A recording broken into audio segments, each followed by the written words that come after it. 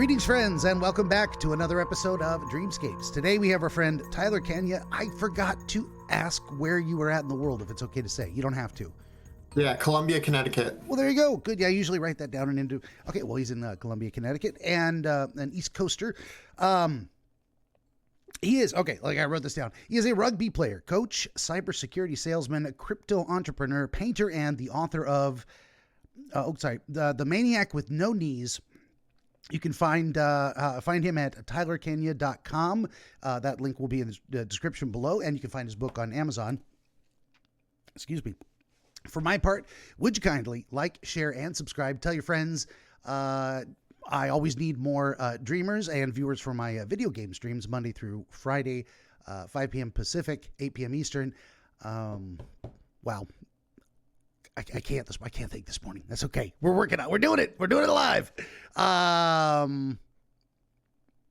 This program brought to you in part by my 17th book, The Fabric of Dreams by Catherine Taylor Craig. It'll be up on the screen there. You can look at that. Pause it. I think you can actually read the text that I've got up there.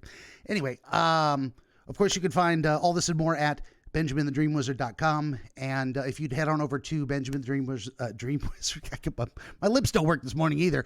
BenjaminTheDreamWizard.locals.com. Trying to build a community there. It's one of the best places to reach out to me and connect. It's free to join, attached to my Rumble account. And that is more than enough out of me.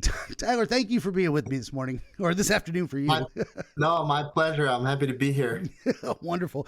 Well, I mentioned, I always talk to folks beforehand and let them know a little bit about me. What are my ethical guidelines? How's this going to work? And try and put people at ease. It's like I tell everyone, you can't do this wrong. All the pressure's on me. You are you. You are perfectly you in the way you are. You bring you and you do you, and then I try and provide something useful. So that's not easy sometimes. But anyway, I said, I spent 20 years or so in inpatient psychiatric, and that is part of the topic of your book was coming to terms with, you said undiagnosed bipolar 1. And I don't know if that's where you want to start, or if you have some other topic that's a higher priority about describing your journey. Sure. Bipolar has, for better or for worse, really shaped my adult life. I had ambitions to play rugby at the highest level. I was, making inroads as far as that goes. My position was fly half, which is a lot like quarterback in football. Yeah, I know nothing about rugby, so I'll get an education here too. Yeah. So, when I was 24, I ruptured my patellar tendon. It's a very rare injury. It happens once for every 147,000 human years. I've actually done it to both of my knees, which has odds that are close to discovering life on other planets. Wow. So the first time that happened was my first ever manic episode. I went crazy. I quit rugby. I quit my 6-figure job. I moved out to Idaho. I was broken up with. My life really got thrown for a curveball. From there, I kind of picked myself back together. I was making $250,000 by the time I was 26. But I had this illness, and I was chasing adventures. I was chasing, the highs of life. I moved onto a farm with a bunch of friends, got, tangled with a guy who kept stealing from us, and he got into a domestic violence incident at our house. So all kinds of crazy stuff, and I moved to Boston, and that's where my illness got really bad. I had paranoia like crazy. I thought my Amazon Echo was listening to me. I thought that when my car got stolen, I thought it was the Boston Mafia and that they were out to get me. And my substance abuse habits really spiraled out of control. I was so manic. I tell people when you're manic, you can't do anything task related. So I spilled a bottle of Sprite, and I went across the street to the 7-Eleven, and I got a dozen copies of the Boston Globe instead of paper towels. And, I spent basically $40 to clean this spill. I eventually realized that my illness was getting the best of me, and I moved back home to Connecticut with my parents. And over COVID, I quit that really good job. I spent a year doing nothing but reading in my room. I completely disassociated from the world. I didn't want to be in my life, so I went to someone else's life. But it was a really important period of time, and at the end of that year, I tried to get jobs again, and I ended up attempting suicide because I was having such poor luck. I put a noose around my neck. And, I was thankful that I realized in the moment that my best friend was getting married, one of my best friends, the very next day. So I said, I don't want to ruin that for him. Yeah. And then the next week, I go to a rugby game to watch my friends, and I didn't want to, I was just watching, and I didn't want to, really talk to anybody or anything like that. I just wanted to see my friends play who I hadn't seen in a long time. And somehow I ended up on the field with like a couple minutes left in a tie game, and I assisted the game-winning score. And so then rugby came back into my life like crazy. I got a job coaching the Eastern Connecticut State University women's rugby team, coached them to a championship. And during that off season, I went manic and tried to start a crypto company, pitched it to all these venture capitalists at a conference in Denver. And then I went home and I basically trusted someone on the internet with my wallet, and they stole $450,000 from me. Damn. The next day I went to go coach the women's rugby team, and I was still manic and I was out of my mind. I lost my job as a result of it. I spent, 6 weeks in bed, suicidal depression. When I would walk my dog, I would see illusions of myself hanging from trees every day for months. And then that, depression kind of gave way to a manic episode where I decided to just drive south, and, I wanted to get a coaching job so that I could tell my friends that I left the other job for a reason. Not that I was forced out. I stopped in Nashville, played some rugby with my old college roommate. Then I got a job with the Memphis inner city rugby team. At the time, Memphis was the murder capital of America, and the neighborhood I was coaching in, Orange Mound, it's the first neighborhood built by the black man for the black man. It's the most dangerous neighborhood in Memphis. But I was really optimistic about it. I thought that it would be a learning experience. I thought that I could grow from the situation. And I thought that it would take me out of my comfort zone, which I thought I needed. But in reality, it took me away from my support network. And I ended up having a panic attack, and I just started gobbling up all my medication.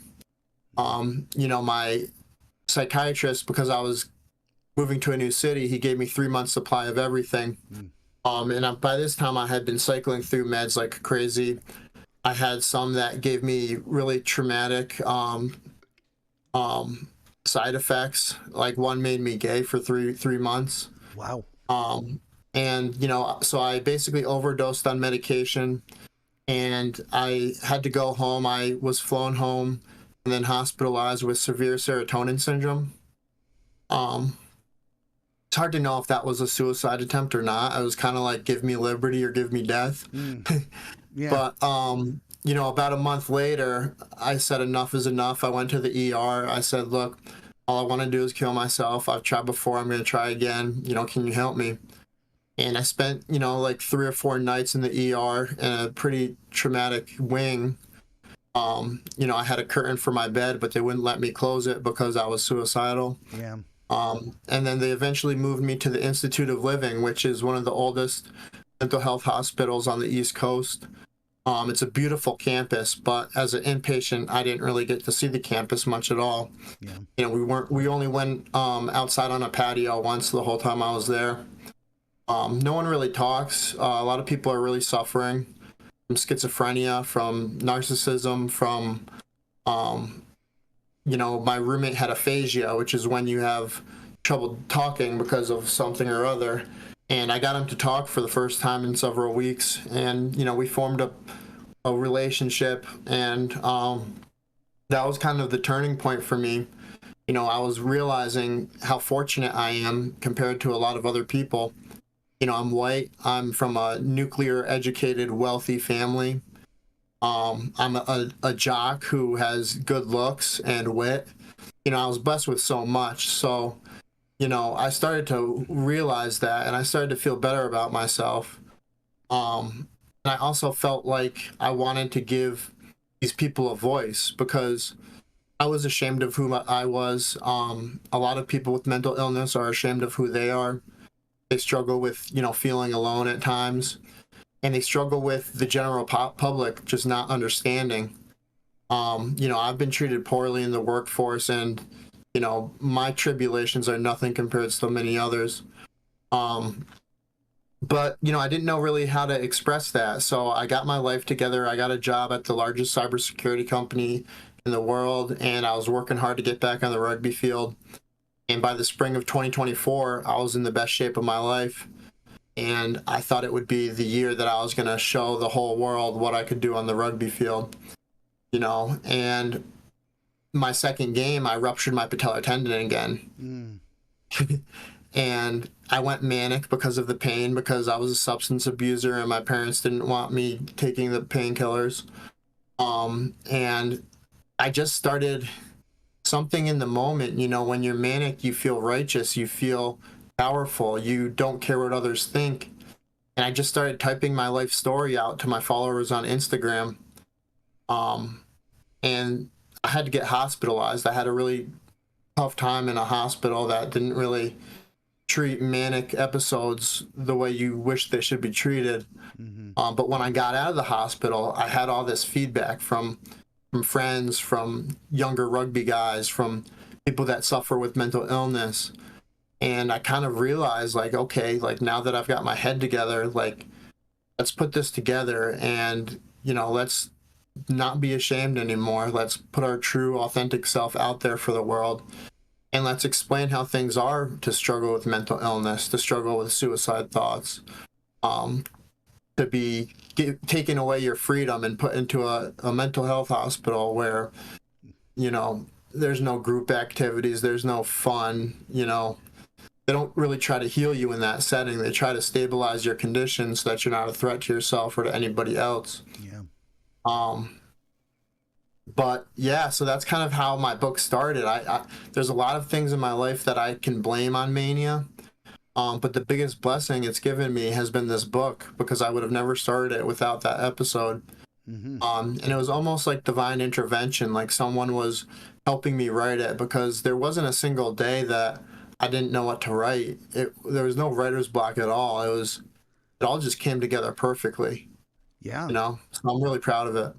Very cool. That is a hell of a story, and you got a lot. Yeah, sorry it's so long. No, that's okay. You got a lot to tell. I'm just listening and trying to process it all, and honestly trying to wake up enough to have something coherent to say in response. But so we've been on, say, opposite sides of that. I've been a staff in a mental health hospital, and I've seen what you described too, in to different degrees in other. There's good staff who kind of get it, and some who don't, that are just collecting a paycheck, or there's some that are narcissistic themselves or undiagnosed in other ways, and they don't. And that's one thing I wanted to get down to too, was the idea of the stigma around it, and how many people keep it to themselves because, man, the mistakes are embarrassing, and you kind of don't want to. Most people don't want to make it public, and then that keeps it in the shadows, and it keeps people from understanding what it is. And there's kind of a block.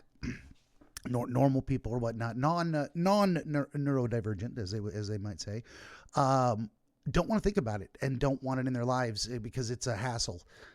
So they come across people that appear to be unstable, and they just stay away. And it's tough. It's commitment. You got to have a relationship with someone. You got to be friends and family. You got to be that support network around someone, and then and it adds complication in your life. So I get it from the normie perspective, so to speak, of like, most people don't want to deal with that. But then, that doesn't make the problem go away. It doesn't make the person better. It doesn't mean they're not going to be involved in difficulties elsewhere that have impacts on people around them. The thought that popped into my head is there's a problem around shame in that regard. Nobody wants to be embarrassed. We're programmed to avoid humiliation and public embarrassment, and admitting our faults in a way, because it can be it's just painful. We just don't want to experience that negative emotion. But we also don't want to consider mental health issues themselves shameful necessarily. It's like, what behavior, like shame is a powerful social tool. If someone's behaving inappropriately in public, we want someone to tell them, hey, Knock it off. That's not cool. They can do it privately and quietly and whatnot, but we gotta kind of regulate each other because we gotta live together. And there are behaviors that are over the line where you can't do that. That's dangerous, or you're disrupting something. And it's hard to know. With the manic stuff, I've seen it many times. Is there is, as you said, that feeling of power and euphoria, and people who it very often for a lot of people trends towards religiosity, in that sense of like, I must be chosen because you feel so special and powerful. It's like, this is the kind of a thing. But then you get instances like you were talking about where divine intervention, the book just came out of you. It never had writer's block. You get those. So we gotta, there are grandiose delusions, and then there's actual weird coincidence, synchronicity, Carl Jung would say, we can't explain, that feel divinely inspired. And so I've always said for a long time, working to try to help my colleagues and patients and family understand what's going on, is there's very often a fine line between genius and madness, and it's kind of in the results. If you're getting results, and there were a lot of historical, right into the mic. There's a lot of historical figures that were off their nut and just geniuses, and they did some great things all along that twisty turny road of all the fuck ups and different stuff. And Van Gogh's my favorite, right? Yeah. Oh, he was so passionate about this. He was so in love that he's, hear me, hear my love, hear it. Yeah. His final 2 months, he went to like Saint Remy, which was a small village for painters. And he was producing a painting every single day, a new one every single day. Yeah. And, at the end of those 2 months, he went out to a wheat field and he just blew his brains out. Yeah. So he had that proclivity, that, the manifestation of mania in like the productive sense. Mm-hmm.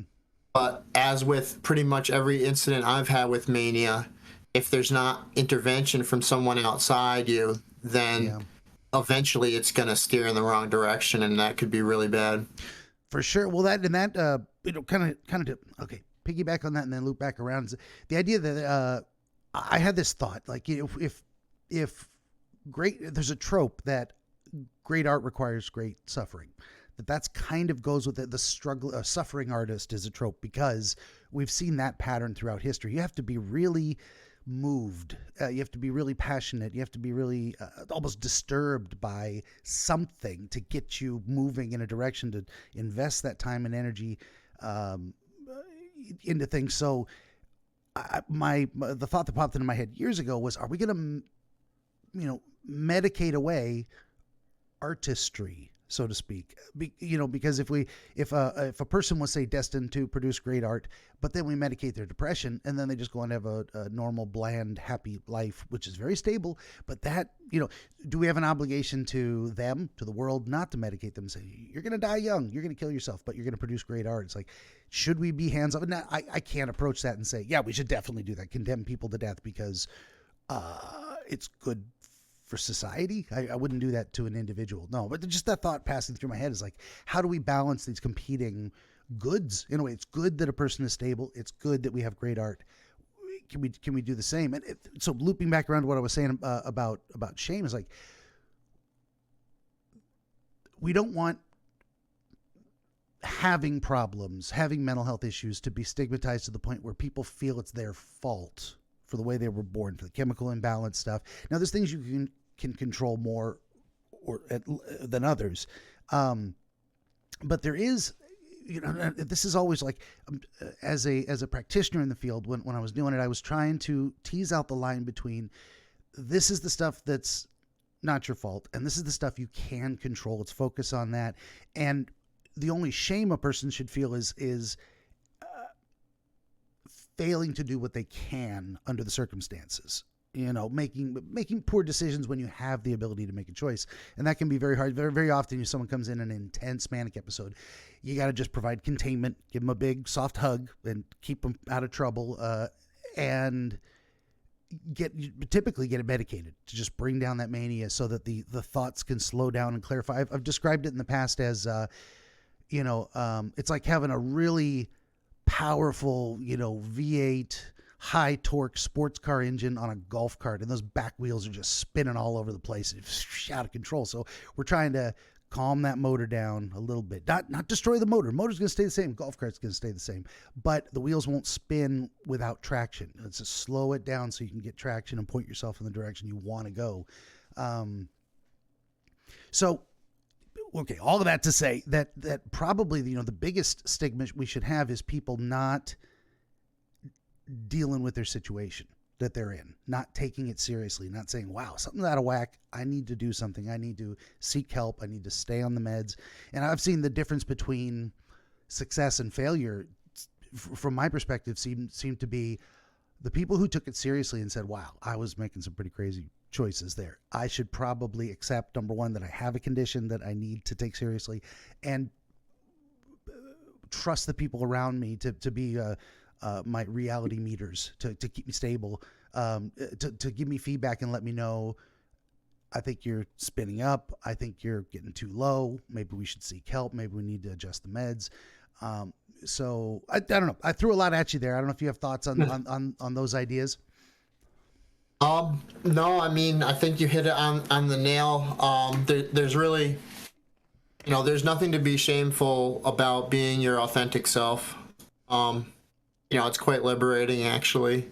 And I think, I did take a risk doing, putting this all together. My professional network does not treat me the same. And, it makes finding a job all the more difficult, especially, writing a book, calling yourself a maniac. There's just that corporate bureaucratic kind of persona that is not gonna really accept it, for good, bad, or indifferent. But at the end of the day, like I said, like I have all these blessings. I'm fortunate for so many things. And, I felt like it was my duty, like it was my responsibility, to do something, because if I wasn't going to speak up, then none of the people I was institutionalized with were going to speak up. A lot of them don't have the resources. A lot of them don't have the education. A lot of them just don't have the confidence, that I've been able to get back into my life. For a long time, I didn't have any of that. But yeah, I think, there's a few things that you can do if you suffer from a mental illness to improve your condition. Number one, like we just said, like accepting who you are and not being ashamed of that. Number two, you got to find a community that, is able to spend time with you, is able to give you that meaningful human connection. You got to have goals, something to look forward to every day, something that keeps you working towards a better you. And then lastly is medication, right? And that can be the most difficult because diagnosing psychiatric illnesses is not as cut and dry as putting a Band-Aid on something. Yeah. You might cycle through a lot of things and they might not have the best side effects, but you will find it eventually. For me, it was lithium and olanzapine, and those two drugs have saved my life. I can say with relative confidence that I wouldn't be here without them. Yeah. And unfortunately, we just haven't found anything else that works other than chemical intervention for things like mania, for schizophrenia. There isn't really what am I trying to say? There has been and is ongoing research into dietary things that people think might trigger episodes in both bipolar and schizophrenia, but that's like part of the picture. But really effectively bringing a manic episode down to an even keel and reducing the experience or intensity of hallucinations or strong paranoia for schizophrenics, nothing works like the meds. We just haven't found anything. And it used to be, a couple centuries ago, you would just be untreated but contained in rather unpleasant circumstances. One of my books, actually. Hey, let's shill one of my books. I can't remember what the number is. I think it's book 7. It is Tyrion's Dreams and Visions, and it's the writings of a late 1700s psychiatrist before psychiatry. He was a medical doctor working at the St. Bethlehem Hospital in England, and St. Bethlehem became commonly known as Bedlam, which is where we get the term, it's Bedlam, it's a madhouse, because it was literally named after the madhouse of St. Bethlehem's Hospital, Bedlam. So he worked there, and he gave his, and he was actually one of the early advocates for patient rights. What they used to do was they were completely charity based. And so to keep themselves funded, they would allow, folks to put on their, Sunday top hats and walk through and laugh at the crazy people. And that was not good.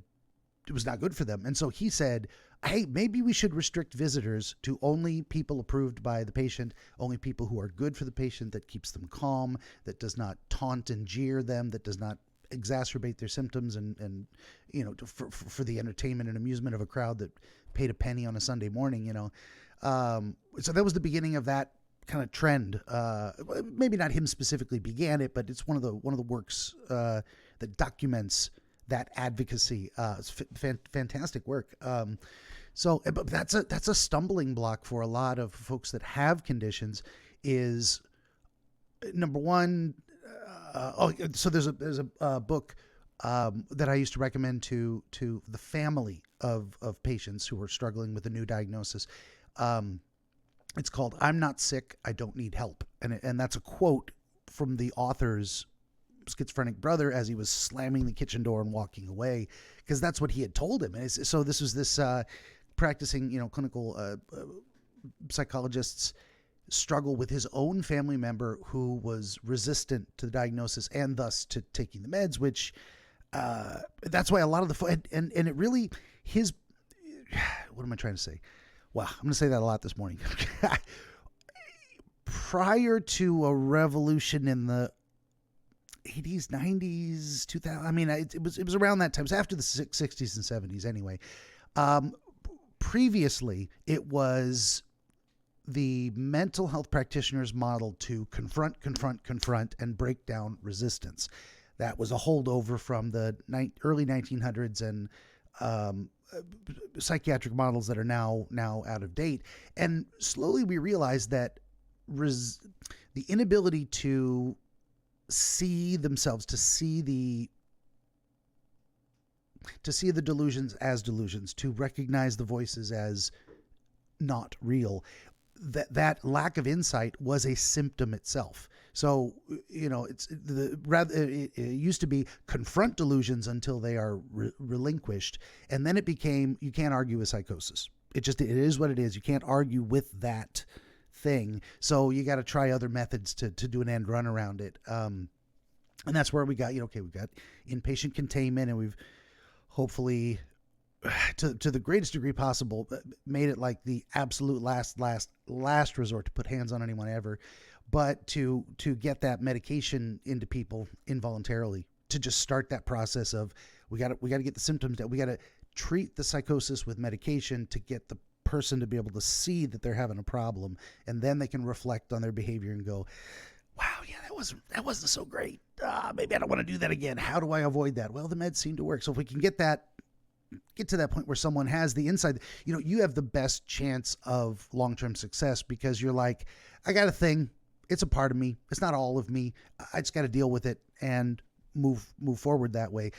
That your situation is one of the best case outcomes possible. Yes, I have a condition. Yes, it needs to be treated. No, it's not all of me. I do all kinds of other stuff. I'm a full ass human being, but I got to deal with this and take it seriously. And I don't know if you've run across that, or if that validates your understanding, your experience. Yeah, definitely. I mean, I threw a lot at you. Sorry. Yeah, like I already said, like if you just decide to be authentic with yourself and with everyone around you, then everything gets a lot easier. You're not telling yourself a lie. You're not telling other people a lie. Mm-hmm. You're just accepting it. And, the best thing I can do now is, I can't take back those manic episodes where I lost my shit. Yeah. But I can get the people around me prepared for it. I can educate them. I can tell them about my experience and, why manic episodes might come about, how to intervene and prevent them from going any further. So yeah, I'm doing the best that I can.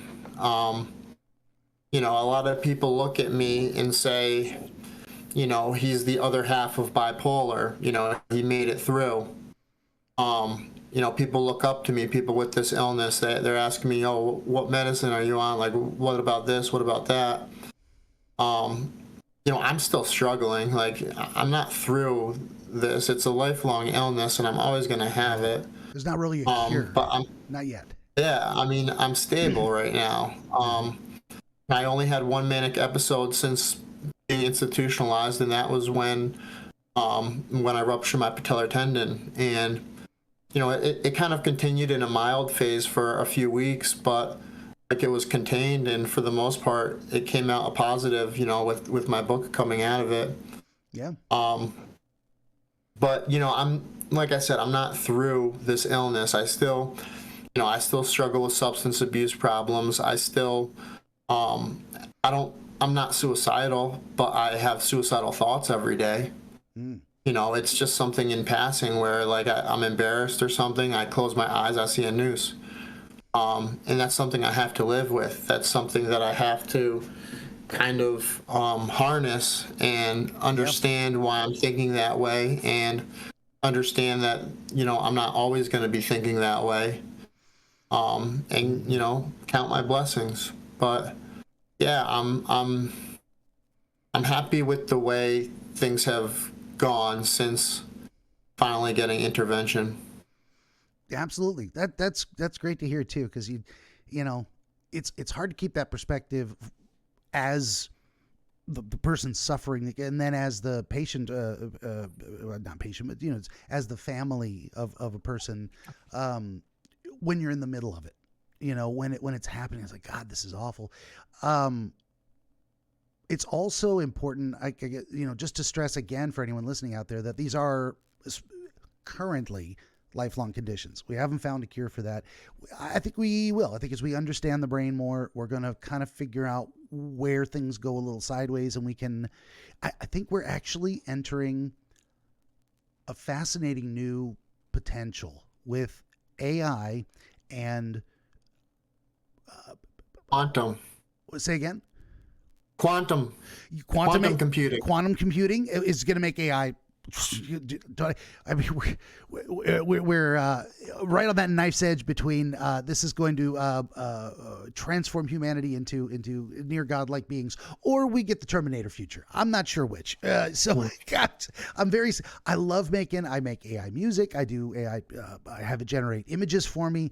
I'm using it as a tool, but I'm also very wary. I don't want artificial general intelligence where okay, now this is like a person with a memory and a life and I don't know what to do with that. As much as I love Data from Star Trek, I don't know that it's possible to create an artificial being that has a soul in that sense. I think that can only come from whatever organic processes there are, which is a whole different thing too. But okay, so what we're finding the ability to do is so 3D printing with hot plastic. They do this. We can make a dinosaur. We can do all kinds of things with it. People 3D print firearms at home. We can also, or the technology is being invented to, in a way, 3D print medications specifically tailored to the individual. So you take their chemistry, plug it into the AI, and the AI formulates a specific medication that's going to work for them. Because right now we've got, you mentioned lithium and olanzapine, and there's Depakote, and there's a bunch of other medications. And very often you got to try a bunch of different ones, and you got to try them for weeks to see if they're going to have the effect you want. Sometimes they don't. Sometimes the side effects are too bad. There's a lot of fine tuning, the dosage, the specific drug, the specific dosage for the specific person and their condition. But we're on the cusp of that, where we can just you do what is it? Like the diabetics, they do a little prick, and then they test their blood for blood sugar. We're on the verge of being able to do that, and they'll go, oh, bipolar 1, here's your pill. You take it and cured instantly. Mm-hmm. That we could see that. I think within 100 years for sure, but probably a lot faster, or at least drugs that are tailored to the person so specifically that they cause infinitely fewer side effects and negative experiences of the person taking them, because nothing, because you got to balance, and I'm sure and I've heard this story over and over again, that they're like, yeah, the drugs give me XYZ side effect, but it's a lot better than demons screaming in my ear 24/7 and I can't sleep, or I got to drive to another city and have a panic attack trying to get a job because I'm, because I thought it was a good idea at the time, that's like this. So I'm actually very, very hopeful about that, but we just got to make do in the time being. So I'm glad you're able to be out there and be an advocate for that kind of stuff, because I think there need to be more voices. And for myself, I think I've said it before, but just to spell it out explicitly, I've got diagnosed with history of major depression, generalized anxiety disorder, and full-on Asperger's autism. I think it's part of the secret to my success in terms of connecting the dots with the dream thing. But it also makes me very scatterbrained, and it's hard to get tasks done in a way of like an organized manner. And then again, I need very structured routines in my, like I do exactly the same thing at the same time every single day, and it makes me so happy. I'm just very calm. You throw me a curveball. My wife and I have had these discussions. She's like, "Oh, I need to go shopping today." I'm like, "Can you just tell me yesterday? Please, just let me get prepared for this. I need to know. I need a little lead time, and then I can plan to alter my routine." So it's one of those things where I'm like, I've got my own conditions that I got to work with, and I can't be ashamed of. I just got to go, that's me. I mean, you don't have to like me, and you don't have to be around me, and I'm not hurting anybody, but this is how I got to do things for myself. And it's part of the condition, and I push my limits and I change things as I can. And sometimes shit hits the fan and you're like, routine's out the window. This is an emergency, and I can usually deal, but I can't live my life that way. Like every day cannot be an emergency. I can't live like that. Anyway, that's just to share my own story with you too. I don't know if you had any kind of final thoughts on this subject before we maybe transition into doing your dream. Yeah, no. Thanks for plugging my book, fellow author. That's awesome that you've written so many of them. Yeah, there you go. Very nice. Yeah, go out and check The Maniac with No Knees. It did pretty good right out of the get-go. It was a best-selling new release in 3 different categories. Very cool. Psychology, rugby, and cryptocurrency. So I'm proud of that. And I'm really thankful that I've been able to get the kind of audience that I've gotten and the kind of feedback that I've gotten. It makes me want to keep going. Very cool. That's another thing too, to have your recovery process or choices, once you get to a stable place, to then have those choices that you've made to get yourself there validated by success. That's fantastic too. So I'm very, very happy for you. And I'll say once again, and of course I'm going to say it again at the end, but this is, you can find him at tylerkania.com, and that's, TYLERKANIA.com. And of course his book's on Amazon, but you can find the link through there. And definitely check it out if you've enjoyed hearing his discussion. You can hear his thoughts on paper. That's crazy too. There's so much magic in this world that people don't realize it because they get used to it. There's kind of a normalcy bias of, well, it's just normal that I can make vibrations in air with my mouth and then thoughts appear in your head. That's bizarre. I can't believe we can do that. That's magic to me. And people go, it's just normal. There's people talking. I'm like, yes, it's magic. That's what I mean. It's everywhere. So anyway, okay. So as per my usual process, I'm going to shut up and listen. Our friend Tyler's going to tell us his dream, kind of beginning to end as a narrative, and then we're going to talk about it and figure out what it means. So I'm ready when you are. Benjamin the Dream Wizard wants to help you pierce the veil of night and shine the light of understanding upon the mystery of dreams. Every episode of his Dreamscapes program features real dreamers gifted with rare insight into their nocturnal visions. New Dreamscapes episodes appear every week on YouTube, Rumble, Odyssey, and other video hosting platforms, as well as free audiobooks exploring the psychological principles which inform our dream experience, and much, much more.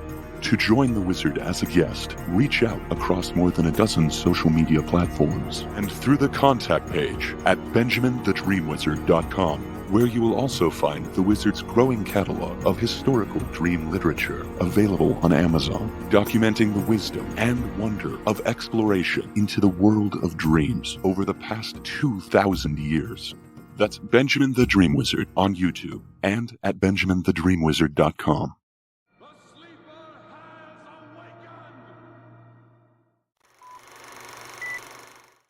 Yeah, sure. I figure like I've been through a lot of traumatic incidents, and some of them, come back to haunt me in my dreams. I don't want to necessarily do that one first, just because it's a really delicate subject. I witnessed the most horrific thing to ever happen to someone, and it was because of seizures, which was because of something we took. And I thought I was going to lose that person. And so when I sleep, my dog sleeps at the bottom of my bed. And sometimes dogs kind of shake in their sleep a little, move around.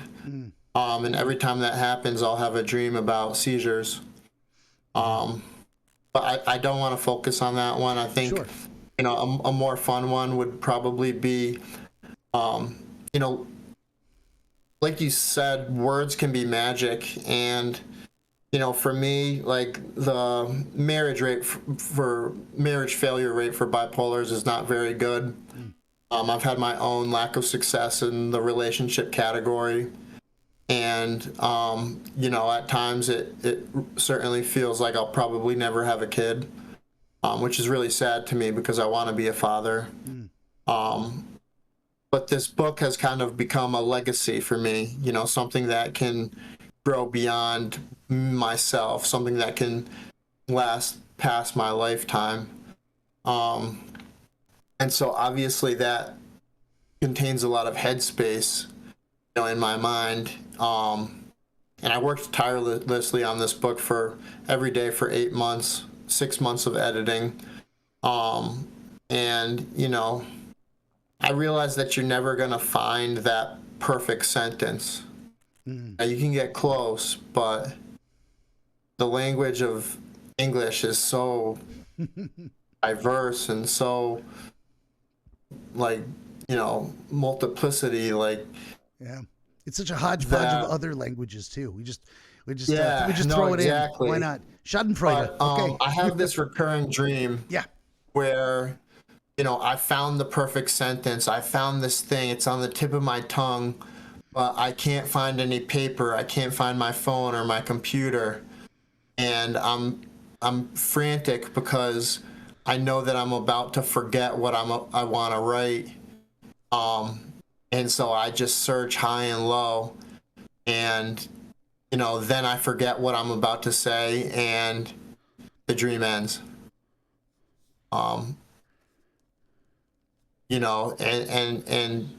maybe I couldn't find the paper to write on because the book's already been published.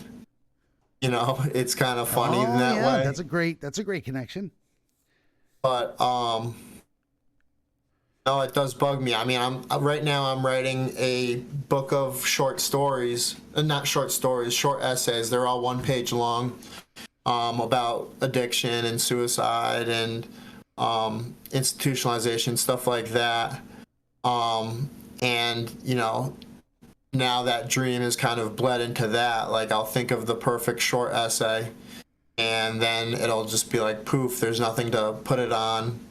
Nothing to capture it. So it's bugged me quite a bit. You wake up with anxiety because, you're always trying to find that thing, right? Like, I'm trying to do 100 short essays, a book with a nod to Carrie Fisher. It's going to be called Postcards from the Edge. Yeah.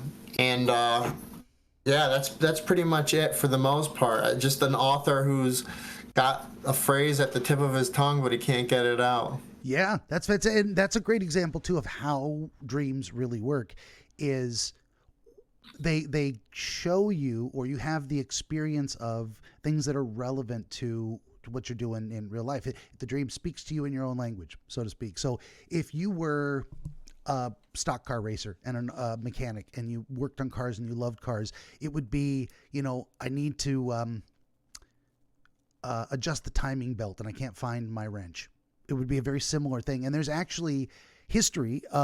Speaking of my books again, that's why I love doing this. These reading, editing, and republishing these historical works has filled my head with. It's been my own masterclass in, like, okay, well, what's gone before in the dream realm? So they always speak in your language. So for you, you're a writer. It's the perfect sentence, and I can't find a piece of paper, and that's actually very. It's there's been dreams where inventors and scientists have dreamed of the perfect formula or the solution to a problem, but they weren't able to carry it out of the dream with them. Now, a lot of them did. A lot of them wake up in the morning and they're like, they got their inspiration from a dream. They're like, problem solved. That happens all the time. That happens more than people realize.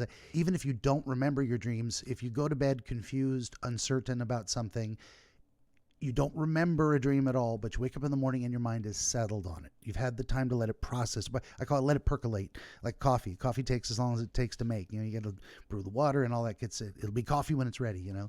So that I started writing out some ideas. I don't want to get to those just yet because I want to see it or hear it or feel it from you a little bit better. Can you remember the most recent instance of this kind of dream when it happened? Yeah, probably last week. Okay. And immediately you connected it to, okay, I probably or might have had this because I'm working on a new book now, and you're always trying to find the perfect sentence. I mean, as a writer, of course, you're like, can I say that better? So does it always happen in the same form, or there's slight variation? Like you said, sometimes I can't find paper, or sometimes I can't find my computer. It varies. It's different. Okay. That's actually kind of common for recurring dreams. Like some recurring dreams are exact to the motion, to the gesture, to the sequence of events. When those are frozen like that, that's one kind of a thing. But this is different. This is like, it's the general theme, and it just expresses itself in slightly different ways. So do you feel like you have enough recall of the events of the dream to kind of give me a narrative of, like, it started here and then I did this and then I thought that, or is it, it's pretty bland, but it's almost like an empty room. And I it's almost like sometimes I actually have a pencil in my hand and the thought disappears, and then the pencil disappears when the thought's coming back.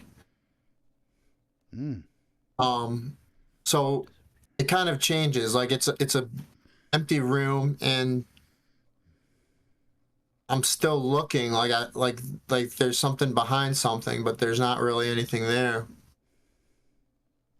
Or like I know exactly where I had put my pen or my phone, because I do a lot of writing on my phone. I always have my phone, so that's kind of crazy.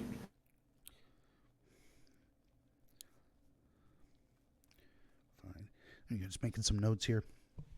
Yeah, it's interesting. Okay, so when you say an empty room, is it like, do you see it as just a blank white space with four walls, or do you see it like with a red chair? So I did describe it correctly. It's a blank white space.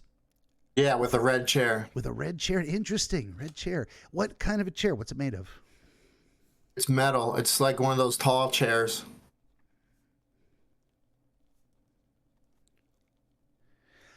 A metal chair. It's tall. So are you talking about like you'd see in medieval movies with the high back, sitting at a dining room table, or It's got like the long legs. You'd see it in like some kind of tech office, basically, probably. Gotcha. It's like when I worked at a company called Fortinet, we had these chairs, and it was kind of like all the cubicle guys had their cubicles, but if you were just a traveling salesman who was in the office for a day, you sat like kind of on the side in these big tall red chairs. Okay. Who did you say those chairs were for? What was the phrase? A traveling salesman. Like, I wasn't in okay. the office every day, so I didn't have a permanent desk. Okay. That's interesting too. So just exploring that like idea of what the space that you're in, and immediately I saw you light up a little bit. Oh, and a red chair. It's like now, bam, the visual's coming back to you, and it's specifically so you're in this empty space, and the only thing in there is a symbol representing like a temporary presence.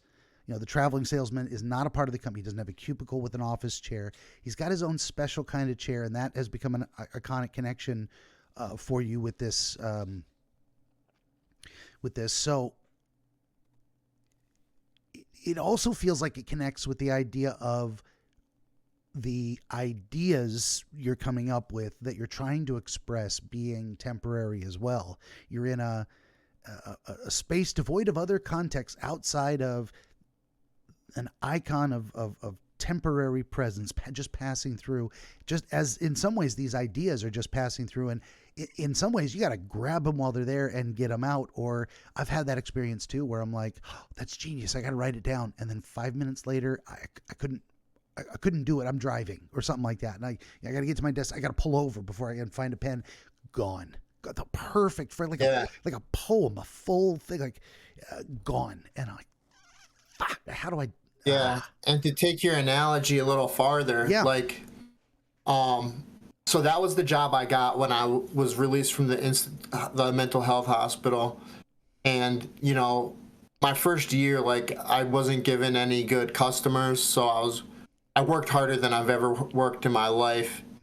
And I was just breaking through. I had found this like massive global deal that was going to make my life. And then I went manic because of my ruptured patellar tendon, and I lost the job as a result. I sent 2 emails to the wrong person. So that time at Fortinet, it was me trying to find the perfect sentence, basically. And right when it was on the tip of my tongue, right when I was on the precipice of all this success, it just went poof with a manic episode. Yeah, there is all of that brought in there too. Is like we're seeing the dream iconography or dream experience of things phrased in an analogy of writing. But if we go up a level, meta-wise, there's a lot of similar experiences. And like I was saying, so the first thing I did, counterfactual. What if this was a mechanic instead? How would he experience it? I'm tuning the timing belt, can't find my wrench. It's the tools for the job, in a sense. It's a creative endeavor too. And creative can be, sometimes we think of, we say the word creative and we think, oh, poet, artist, musician. We think they are creating, but engineers are creators as well. They not only do they create in the sense of ideas, which is what we generally associate with music and other quote unquote creative endeavors, but they literally physically create objects, which are machines that perform a function. So I would say, there's more creators out there, and there's more creativity than we give credit for. We just have this, I think, a bit of a broken sense that it's, well, you're only being creative if you're creating art. Only art is creativity, be it written or visual or musical or whatnot. And I don't think that's true at all. I think there's a lot more. You got a school teacher, and she creates a lesson plan, and that involves creativity. I have to come up with words to say about the subject matter, and I got to make sure the people I'm talking to understand. Okay, all of that to say, this, if we go up a level, it's not about the writing per se, even though it is, and it's also about the writing, because that's what you're going through at the moment.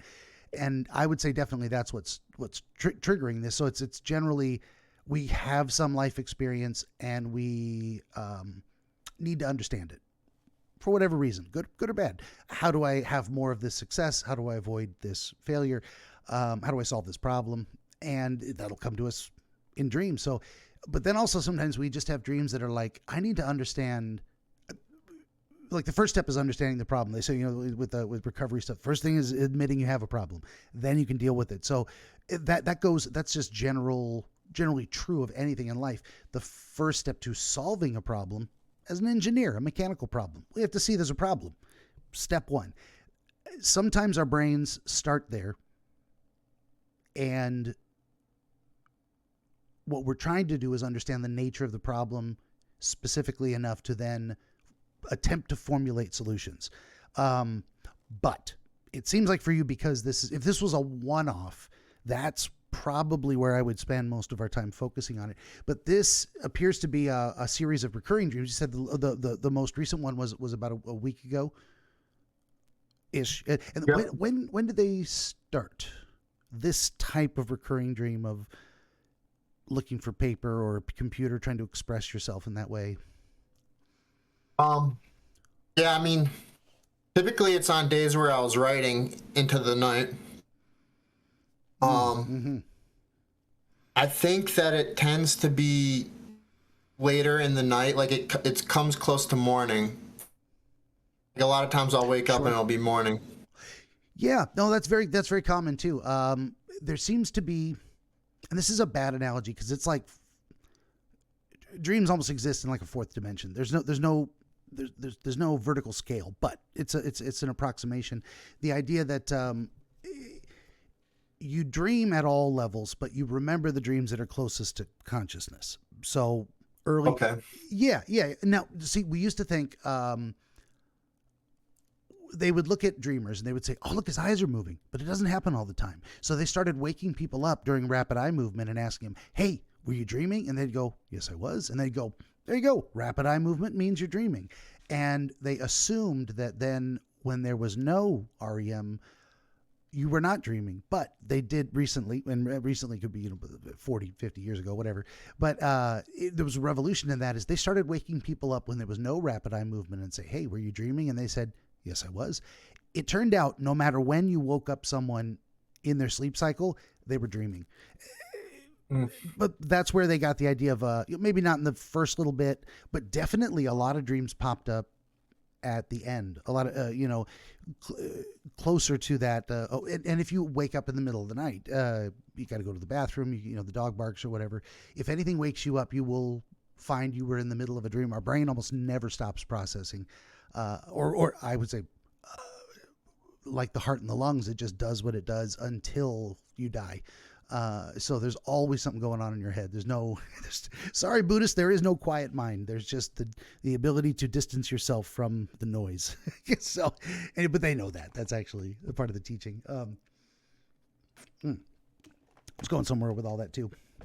Dreams near. Oh, I was asking you about the how long ago the first dream of this kind started. Was it 5 years ago, 10 years ago? I wasn't a writer 5 or 10 years ago. It's all been since starting my book. Probably when I was like getting kind of late in the editing stage. And a couple times it reminded me of things to include in my book. So that was only a few one times or 2 it years worked. ago? Probably in the last 8 months. Okay. Because it didn't happen when I first started writing it. Gotcha. Fair enough. Just trying to get a little bit of it. So this isn't something that's like, oh, the first time I had this dream, I was 12 years old and I was in middle school and Right. Yeah. That just establishing that timeline. So it is more recent that, and again, I would say this is dreams speaking to us in our language based on current events very, very often. And something about that experience of having that dream the first time really crystallized the idea. That's how I can conceptualize these things. Is it took a very vague notion and said, this is what it looks like to me.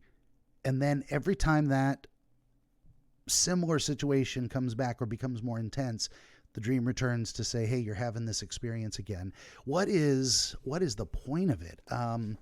Because like in your waking, it drives me crazy a little bit too. Because in your waking life, that's a problem. It's a problem not to be able to write stuff down. So why would your dream need to bring that up to you? It's saying something about that experience.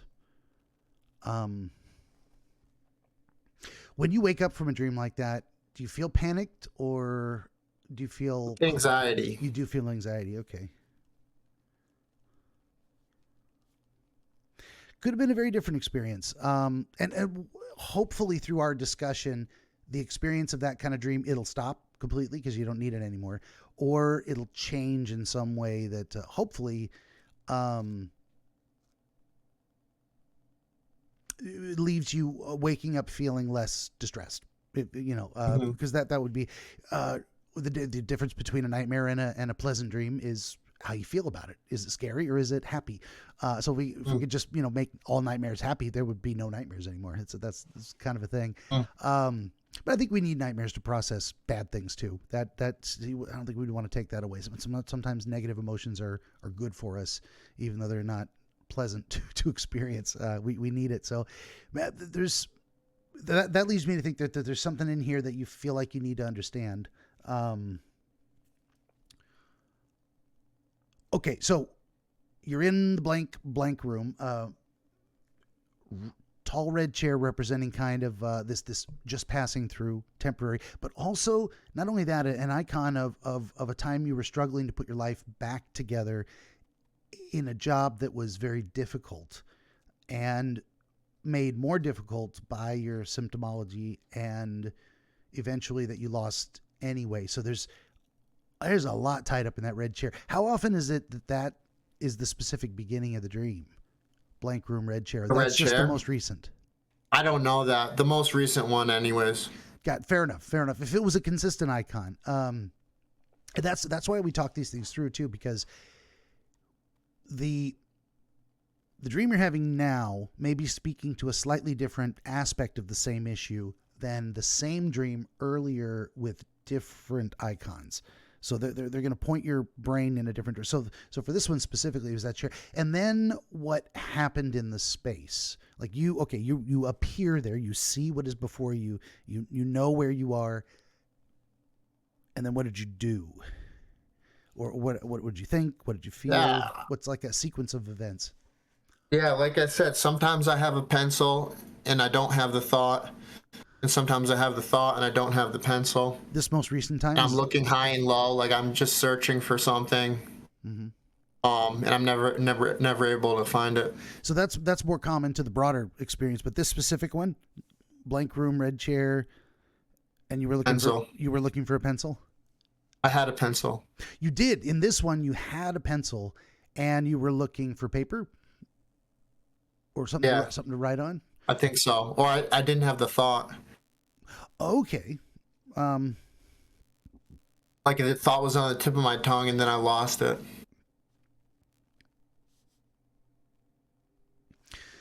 So your experience was, let's see if I can try and characterize it back to you. You had the experience of holding the pencil and knowing that you had just lost an important thought. That's kind of what the experience was. And then the sequence, I think you just described it to me, was that when the thought came back, the pencil had disappeared. Okay. I'm thinking of another experience. Again, in these dream books, I'm trying to relate it back to what other people have already said, because very little of this is new in terms of describing human experience, dreams specifically. So there was one guy who he was reading a book, but he couldn't read the words on the page. He just knew what it said, and it was brilliant, and it was a solution to his specific problem. And then when he woke up, he could see in his mind him sitting in the chair reading the book. He could not read the words on the page. And that's actually very common in dreams of, we can hear sounds, but we can read books and materials, but it's not reading. You can't like look in your mind's eye and see there are words on the page. It's very uncommon that we see letters, numbers, full written paragraphs in dreams. It's more the suggestion of it, the idea of it. So what happened then after the idea came back how did the pencil go missing? You just looked at your hand, it's gone. Did you set it down somewhere? Gone. It's gone. Disappeared. So there's this disconnect. Gone, and then I'm looking for it. I can't find it. Where do you look in an empty room. Was the room empty? Was there any kind of furniture in it other than the chair? I think it was empty. So where do you look? Did you look under the chair? Did you run? Yeah. You did kind of look. You Look remember under that the chair. experience? Look on the desk. Look high and low across the room. So initially you described blank room, tall red chair. Now there's a desk. When did the desk appear? When you started looking? Like it wasn't there before? As far as you can I don't tell? know. I think there was a white desk, but I can't really remember. That's fine. That's fine. I only have about 5 minutes, by the way. Oh, you got to go. Well, we'll wrap it up. But let me do what I was going to do in the beginning. I wanted to talk to you, Yeah. talk it through a little bit more. So, my initial thoughts were, you've got a desire for self-expression, and these dreams appear to be about the disconnect between the goal and the tools to get the job done. I don't know if that makes sense. Does that feel right? Yeah. So, Yep. there's probably the purpose for it is to direct your attention to that feeling, and or anytime that feeling comes back to you in the waking life, the dream says, I remember what this is. It's like having a brilliant idea and no pen and paper to write it down with. And so you can't capture it. You can't, it's not monetize is the wrong word, but effectuate. You can't, complete the circuit between goal and, methodology to outcome. It could just be a dream highly, that you just need to say, it's like in your waking life, I'm so frustrated. You just need to tell somebody. So in your head, you're telling yourself, this is maddening. This is unpleasant. I don't like this experience. And it may be trying to direct your attention to the possibility of a solution. Like, okay, how do I deal with that? How do I connect my talent with my outcomes, with, what is a successful method? And I don't know if you've been thinking about that lately, of how to improve your process. Not really. Not really. That's okay. Maybe that's the wrong track. But you have had the experience of losing the perfect phrase. I mean, maybe. Yeah. Maybe. I mean, like, my first draft of my book was published straight to the Notes app, and then published to Instagram, and then, even this second book, I write on the Notes app and then move it over to a Word document. And sometimes, stuff gets lost. So maybe I'm trying to work on my process. Yeah. Maybe I'm trying to tell myself that I need to work on it. It's just one suggestion. So, and this is how you test it. And we'll get you out of here real quick. I promise. But if you focus a little bit of attention on organizing your process, maybe standard times for writing or different methods for capturing ideas. Maybe what you need is just, everyone's got a phone and we got a recording device. You just go, oh shit, record, speak it in there, and then you've got it, and it's not gone. Even if it's a mess, even if it's imperfect, now you can go home and work on it. So if implementing some kind of modifications to your process that feel more successful, if that is what this dream is about, then it should decrease the return to the dream. It could end completely. It could become very rare to the most difficult moments of frustration. And it's possible that the dream will come back, but this time you got a desk chair. This time you got a computer. This time it's you writing furiously, and you're like, I got it all. And that'll be the proof in the pudding. The dreams will either stop or change in some way, and we'll know we hit on something. If they keep coming back in the same form, then we just looked under the wrong rock and got to reevaluate. Okay, it's about something else. Sometimes you got to trial and error and test things out. So anyway, I think that's the best answer we can get in the time frame we have. We got to get you out of here. You don't have any additional questions? Or it is what it is? No, I mean, maybe we can sync up personally off air and talk about another dream. Absolutely. That sounds fun. Well, let's do this. We'll do the closing, and then we'll get you out of here. This has been our friend Tyler Kenya. Where'd you say you were again? Sorry. Columbia, Connecticut. Connecticut was Connecticut. I was going to say it. I didn't trust my memory. He is a rugby player. Oh, yeah. Hold it up there. Rugby player, coach, cybersecurity salesman, crypto entrepreneur, painter, and author of The Maniac with No Knees. You can find him at tylercania.com. Link in the description below. His book's on Amazon. For my part, would you kindly like, share, and subscribe? Tell your friends. Always need more volunteer dreamers. I play video games most days, Monday through Friday, 5 p.m. to 8 p.m. Pacific. This episode brought to you in part by ABC Book 17, The Fabric of Dreams by Catherine Taylor Craig. All this and more, of course, at BenjaminTheDreamWizard.com. And if you would please become a free member at BenjaminTheDreamWizard.locals.com, attached to my Rumble account. And hopefully I'll see you there. Tyler, thank you for joining me and sharing your story. I appreciate it. Thanks, Benjamin. I had fun. Good deal. Me too. And everybody out there, thank you for listening. We'll see you next time.